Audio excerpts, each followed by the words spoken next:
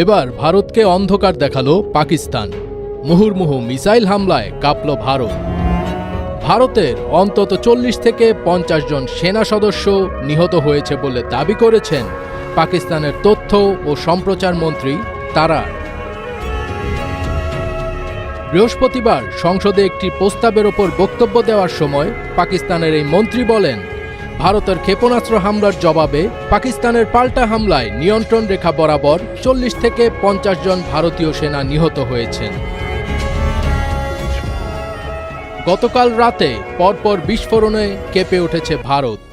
ভারতীয় সংবাদ মাধ্যম এনডিটিভি জানিয়েছে, রাজস্থানের জয়সলমীর এবং সীমান্তবর্তী অন্যান্য শহরে ভয়াবহ বিস্ফোরণের শব্দ শোনা গেছে।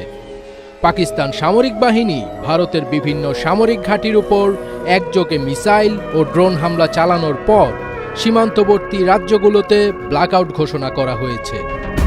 স্থানীয় কর্মকর্তারা সংবাদ সংস্থা পিটিআইকে জানিয়েছেন, একটি বিশাল বিস্ফোরণের শব্দ শোনা গেছে। এরপর একটি সংক্ষিপ্ত নীরবতা। এরপর প্রায় 1 ঘন্টা ধরে বিস্ফোরণ চলতে থাকে। এনডিটিভি আরও জানিয়েছে, বৃহস্পতিবার সন্ধ্যার দিকে আন্তর্জাতিক সীমান্ত অতিক্রম করে ঝাঁকে ঝাঁকে রকেট উড়ে এসেছে ভারত সীমানায়। এ সময় পাঞ্জাব, রাজস্থান এবং জম্মু কাশ্মীরের শহরগুলিতে বিমান হামলার সাইরেন বেজে ওঠে এবং বেসামরিক ও সামরিক অবকাঠামো রক্ষার জন্য সম্পূর্ণ ব্ল্যাকআউটের নির্দেশ দেওয়া হয়। খবরে বলা হয়, পাক সীমান্ত থেকে মাত্র 30 কিলোমিটার দূরে এবং কেন্দ্রশাসিত অঞ্চলে প্রবেশের পথ হিসেবে কাজ করে এমন শহর পাঞ্জাবের পাঠানকোট ব্ল্যাকআউটের আওতায় রয়েছে।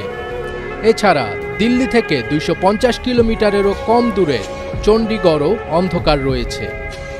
এই অঞ্চলের বাসিন্দাদের অনলাইনে শেয়ার করা দৃশ্যে ভয়াবহ দৃশ্য দেখা যাচ্ছে।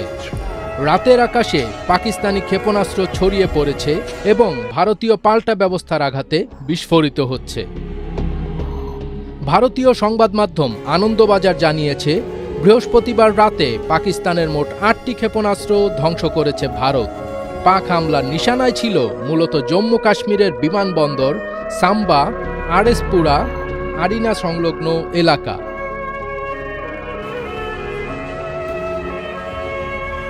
ফজবির তাজ, এটিএন বাংলা।